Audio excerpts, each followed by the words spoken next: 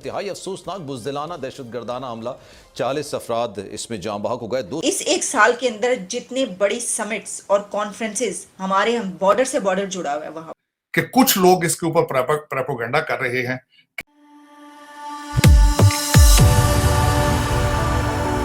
जय हिंद दोस्तों, मोदी देश में आपका स्वागत है।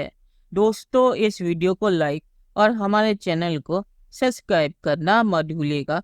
तो दोस्तों, आपको पता होगा कि चीन के डिप्टी वाइस प्रीमियर पाकिस्तान आए हैं और ये चीन के तीसरे रैंक के अफसर है। इनका रैंक चीन के फॉरेन मिनिस्टर से भी नीचे है। तो इनके आने की खुशी में पाकिस्तान में एक बहुत ही बड़ा धमाका हुआ है और इस धमाके में करीब 50 के करीब लोग मारे गए हैं। तो पाकिस्तानी मीडिया इसे देख के कह रहा है कि चीनी वाइस प्रीमियर के आने से पहले ही पाकिस्तान में धमाका हो गया और इसके मुकाबले भारत में इन्वेस्टमेंट का धमाका हो रहा है और पाकिस्तान में बमों का। तो ये देखते हुए पाकिस्तान में कौन सा देश इन्वेस्टमेंट करेगा। दोस्तों, ये वीडियो बहुत ही मजेदार है, तो इसे आप पूरा जरूर देखिएगा। तो चलिए और इंतजार न करके ये वीडियो देखते हैं। जमीयत उलमा इस्लाम के वर्कर कन्वेंशन में आज धमाका हुआ, इंतहाई अफसोसनाक बुज़दिलाना दहशतगर्दाना हमला, 40 अफराद इसमें जाँ बहक हो गए, 200 अफराद के करीब जख्मी हैं। कीमती इंसानी जानों का ज़िया हुआ है जो कि नहीं होना चाहिए। और पाकिस्तान ने दहशत गर्दी के खिलाफ एक तवील जंग लड़ी है, बड़ी मुश्किल जंग लड़ी है। दुनिया में कोई भी कौम और कोई भी फौज इस तरह की जंग नहीं लड़ सकती थी जिस तरह की पाकिस्तानी कौम और पाकिस्तानी अफवाज ने लड़ी है। तो अब एक डेप्यूटी प्राइम मिनिस्टर चाइना का यहाँ पर आ रहा था, वहां पर आ रहा था पाकिस्तान में, तो उनके आने पर जो है वो ये हुआ है। तो फिर हम ये बात करते हैं कि देखिए हमारी जो इकोनॉमी जो है उसके ये सिचुएशन है, हमारा कोई आ नहीं रहा, हमारी इसमें इन्वेस्टमेंट नहीं हो रही। तो इन्वेस्टमेंट इस सिचुएशन में कैसे होगी, ये सोचने की बात है। यानी बहुत बड़ा सवाल है जो ये कि भाई आप कैसे करेंगे। ये सही कहा किसी ने, जो लिखा है कि आप जो बोएंगे आप वही काटेंगे। सही है। वो जो बात कहते हैं कि जो आप अपने बैकयार्ड में ये पालेंगे तो ये तो होगा, मतलब हमने तो खून पिला पिला के अपना पाला है। अगर हम तरक्की करना चाहते हैं और हमने आगे बढ़ना है और हम ये बात डेली बेसिस पर करते हैं कि जनाब हमसाया ममालिक में देखिए कितनी तरक्की हो रही है और हमेशा उसी की बात करते रहते हैं, तो प्रॉब्लम ये है कि वहाँ के हालात अच्छे हैं। ठीक है जी। वहाँ पे जो अब देखें ना, हाँ, इंडिया में डेली बेसिस पर कितने कंट्रीज़ के कौन कौन आता है, मतलब वहाँ पे तो सिलसिला चलता ही रहता है। इस एक साल के अंदर जितने बड़ी समिट्स और कॉन्फ्रेंसेस हमारे हम बॉर्डर से बॉर्डर जुड़ा हुआ है वहाँ पर जितने बड़ी समिट्स उन्होंने करवा दी हैं वो एक रिकॉर्ड है। इतनी बड़ी समिट्स हुई हैं वहाँ पर, पूरी दुनिया के डिग्नेटरीज और प्रेसिडेंट से लेकर प्राइम मिनिस्टर्स तक उनमें शामिल हुए। आपको याद होगा कि यहाँ तक कहा जाता रहा कि हम खुद जो है वो जैकेटें पहन के फट जाएंगे, यहाँ तक हमारी मतलब ज़हनियत और वो ये हो।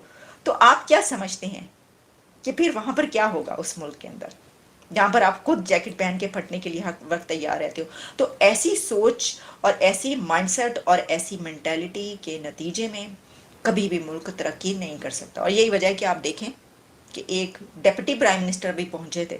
तो अब अगर किसी और को आप दावत दे रहे हैं, उसने आना है, तो वो तो आने से पहले 100 दफ़ा सोचेगा भाई कि मैं जाऊं या ना जाऊं, यहाँ पे तो मेरे जाते ही मुझे मेरा इस्तकबाल इस तरीके से होगा। पाकिस्तान के अंदर चाइना के वाइस प्रीमियर आ रहे हैं आज ही, और आज ही 20 लोग जो हैं वो मारे गए हैं जमीयत उलमा इस्लाम फजलुर रहमान के एक जलसे के अंदर। उधर हम दुनिया से इन्वेस्टमेंट्स की बात कर रहे हैं, घर में धमाके हो रहे हैं। इस्लामाबाद 3 दिन के लिए बंद कर दिया गया चाइनीज़ वाइस प्रीमियर के लिए तार साहब, लेकिन धमाके तो फिर भी हो रहे हैं। क्या हम दुनिया को कन्विंस कर पाएंगे यहाँ पे आके इन्वेस्टमेंट करें? जिस तरह की बातें चल रही हैं कि मिडिल ईस्टर्न ममालिक कोई पाकिस्तान में इन्वेस्टमेंट कर रहे हैं। जो चाइनीज़ हैं वो प्रेसिडेंट शी जिनपिंग पाकिस्तान तो नहीं आ रहे, लेकिन वो चाइना इंडिया तो जाएंगे G20 के लिए। आप कैसे देख रहे हैं? अल्लाह ताला उन पे बेहतरी फरमाए। ज्यादती हुई है, लेकिन चीमा साहब एक वेव आ चुकी है। सूबा सरा केपी में एक वेव है। पिछले आपने देखा होगा एक हफ्ते में तकरीबन 3 ब्लास्ट हुए हैं, जिसमें बिलखसूस एक मस्जिद के अंदर। लेकिन इसमें इशारे दुनिया को क्या जा रहे हैं, इशारे क्या जा रहे हैं दुनिया में। दूसरी तरफ आप कहते हैं कि हम एग्रीकल्चर रेवोल्यूशन आएगा, दूसरा कह रहे हैं कि जिस तरह आप कह रहे हैं रिफाइनरी की बात हो रही है ग्वादर के अंदर $10 बिलियन की, सऊदी अरेबिया बड़ा इंटरेस्टेड है और बड़ी मेच्योर हो रही है हमारी डीलें। एयरपोर्ट्स जो है वो ले रहा है यूएई एयरपोर्ट्स लेगा, तो वो सारे जो लोग आएंगे वो किन हालात में आएंगे, कैसे आएंगे। और दूसरा, अफसोस के साथ मैं ये कहूंगा, अफसोस के साथ, कि कुछ लोग इसके ऊपर प्रोपेगेंडा कर रहे हैं कि ये इलेक्शन डिले करने के लिए धमाके कराए जा रहे हैं। कुछ ये भी इसको इस्तेमाल कर रहे हैं अपने सियासी मकासद के लिए। लेकिन इसमें चीमा साहब, सबसे अगर देखा जाए तो इन सारे सर्कमस्टांसेस में नुकसान किसका है? पाकिस्तान का है। किसी सियासी पार्टी का नुकसान नहीं है, पाकिस्तान का नुकसान। और उसमें मैं समझता हूं कि इसको सीरियस क्यों नहीं लिया जा रहा। अब इससे आगे हम कहां जाना चाहते हैं? जब हम रोकना चाहते हैं हम रोक लेते हैं, सलाहियत है इनके पास रोकने की, जरबुल फसाद कर ली जाए, कभी कुछ कर लिया जाए, जो सलाहियत है, लेकिन क्यों नहीं, विल क्यों नहीं है इन चीजों को रोकने की? पाकिस्तान इज स्टिल ब्लीडिंग, और कब तक ये ब्लीड करता रहेगा? लोग कब तक मरते रहेंगे? तो चलिए दोस्तों, इस वीडियो पे बात करते हैं। तो जिस देश में जैसे हालात होते हैं उस देश में वैसी ही चीजें होती है। भारत के हालात बहुत ही अच्छे हैं, तो इसलिए दुनिया भारत में आके इन्वेस्टमेंट कर रही है।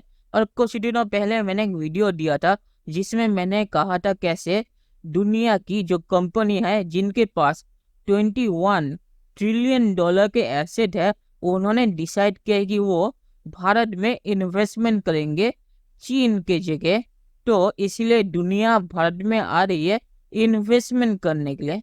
और पाकिस्तान की जैसी हालत है उसे देख के पाकिस्तान में सिर्फ बमों के ही धमाके हो सकते हैं, और एक धमाके में जो लोग मारे गए हैं वो बहुत एक दुख की बात है और ऐसा नहीं होना चाहिए था। पर पाकिस्तान की जैसी हालत है वैसे पाकिस्तान में बम धमाके होना कोई बड़ी चीज नहीं है।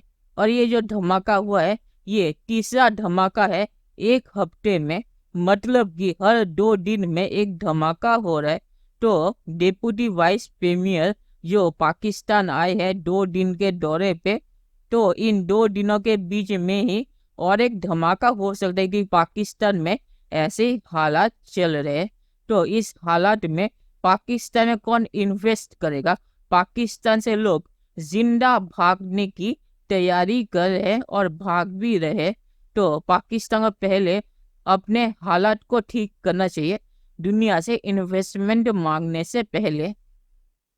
और आखिर में मैं ये कहूँगा कि चीनी वाइस प्रीमियर जो पाकिस्तान आ रहे हैं जिसमें पाकिस्तान खुश है, तो पाकिस्तान को इतना खुश होने की जरूरत नहीं है, क्योंकि पाकिस्तान ने शी जिनपिंग को बुलाया था और शी जिनपिंग ने पाकिस्तान आने से मना कर दिया। तो चलिए देखते हैं कि फ्यूचर में क्या होता है। दोस्तों, ये वीडियो देखने के लिए बहुत बहुत शुक्रिया और हमारे चैनल सब्सक्राइब करना मत भूलिएगा। Thank you very much.